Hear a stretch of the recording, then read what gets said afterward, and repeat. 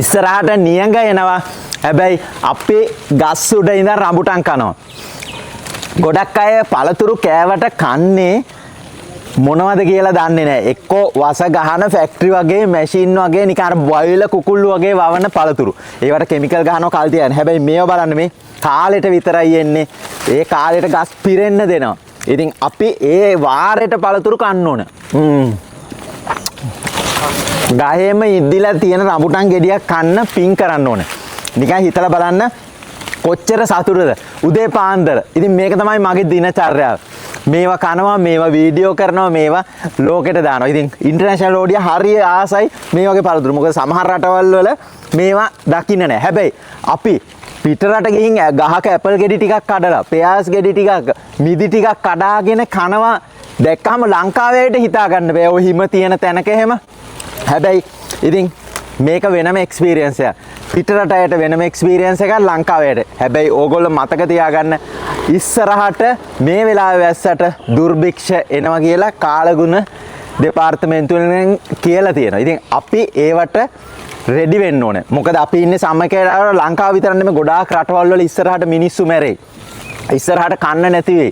දැන් මේ වගේ පළ තිබ්බට මේවා කාලා විතරක් වින්දාම වැඩක් නෑ. අපි වවන්න ඕනේ. අපි මොනවා හරි මඤ්ඤොක්ක වෙන්න පුළුවන්, බතල වෙන්න පුළුවන්. ඔයාට කන්න නැතත් අනාගත පරම්පරාව වෙනුවෙන් කොස් පැලයක් කන්න. ඉස්සර මට මතකයි, තාම මට අද වගේ මතකයි ටීවී වල යනවා අඹ ඇටයක් අර 100 කෙනෙකුයි පොඩි ළමයෙකුයි හිටවනවා. එතකොට හිටවලා කියනවා මේ කාට කන්නද 100 මේ අඹ පැලේ එනකොට. ඉතින් ඒව තමයි ඒ කාලේ ඇඩ්. මේක කන්න හම්බු වෙයිද කියලා නෑ. මේවා මතු පරම්පරාව. ඉතින් ඕගොල්ලොත් එහෙම දෙයක් කරන්න. ඕගොල්ලන්ට සල්ලි හොයන්න ඕන නම් හොඳ විදිහට. මොකද සල්ලි හොයන්න බල්ලෝ මරලා වුණත් පුළුවන්. හැබැයි ඒක නෙමෙයි. හරි විදිහට සල්ලි හොයන්න නම් කෘෂි කර්මාන්තය හොඳ ව්‍යාපෘතිය. ඉතින් ඒවත් අපි නම් කරන්නේ වසවිස නැතුව, සත්තුවත් මරන්නේ නැතුව වගා කරන. ඒ කියන්නේ සත්තු හානිකර සත්තුන්ට එන්න ඉඩ නොදී ග්‍රීන් හවුස් හදලා වවනවා. ඉතින් ඒ වගේම ඉතින් මේක තමයි මගේ ජීවිතේ. උදේ ඇහැරෙනවා, ගස්වල ගෙඩි කනවා, වීඩියෝ දානවා, පිටරට අය බලනවා. ඒගොල්ලෝ සතුටු වෙනවා. ලංකාවේ අය පොඩ්ඩක් හරි බැනලා හරි මොනවා හරි කියලා කැත විදියට කනවායි හරි කියලා අපිව අප් කරලා දෙනවා. ඉතින් ඒ සතුට ආයේ ලබන්නේ බලන්න. මේ පොඩි කාලේ අද ළමයින්ට මේවා තියනවද නෑ. ෆෝන් එකට ඇබ්බැහි වුණා කාමරයෙන් එළියට එන්නේ නිදිමත ගාතය වගේ. ඒ ඇසුත් නිදයාගෙන ෆෝන් එකේ මෙහෙම අර සාමාන්‍ය මිනිහෙක් එක්ක කතා කරන්න බෑ, කෘත්‍රිමයි වගේ පේන්නේ. ඉතින් ඒක තමයි නෙමෙයි ජීවිතේ මේක. ඉතින් ඕගොල්ලොත් වගා කරන්න.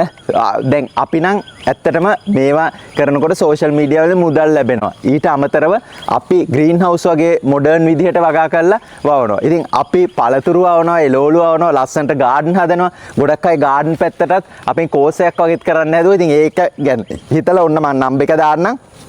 අලුතෙන් කෝස් එකකුත් හැදුවා. ඕගොල්ලන්ට ජොයින් වෙන්න පුළුවන්. බලන්න අපේ ගස්වල රඹුටන්. මේවා ගොඩාක් කුරුල්ලන්ට සත්තුන්ට කන්න ඉතුරු කරලා තියෙන. ඉතින් අපිත් කනවා. අපි ගහේ තියෙන ගෙඩි ටික ඔක්කොම කඩන්නේ. අපි ටිකක් කනවා, ඒගොල්ලොත් කනවා. ඉතින් ඕකයි ජීවිතේ. හරිම සුන්දරයි. ඉතින් ඕගොල්ලොත් මේ ජීවිතේට කැමති නම් වගා කරන්න. ඉතින් මේක හරි සුන්දරයි. මේ වෙලාවේ මැරුණත් මම ෆුල් සතුටෙන් මැරෙන්නේ. මොකද මේ බලන්න හිතේ ප්‍රශ්න නැහැ, දුකක් නැහැ. ඉතින් බලන්න රඹුටන්. ඒ වගේම මේ ලිචි තියෙනවා. දැන් මේ වගේම ලිචි ගස් අපි වවලා තියෙනවා. ලංකාවේ නැති පළතුරු ඒ දේවල් ගොඩාක් වල තියෙනවා. ඕගොල්ලන්ටත් අපේ ගැමිය ඔෆිස් එකට ආවොත් මේ ඕන දෙයක ඇට ඕන දෙයක් ගන්න උනත් පුළුවන්. ඉතින් එහෙනම් හැමෝටම ජය වේවා. මේ වල්ලම දැන් කනවා. ගොඩක් අය කියයි මෙච්චර කාලේ උෂ්ණ හැදේ කියලා. නෑ. එහෙම වෙන්නේ නෑ. මොකද මේවා ගස් වලින් ඇවිල්ලා මේකේ අර නිකන් බැඳීමක් මේ ගහත් එක්ක අපිට තියෙන්නේ.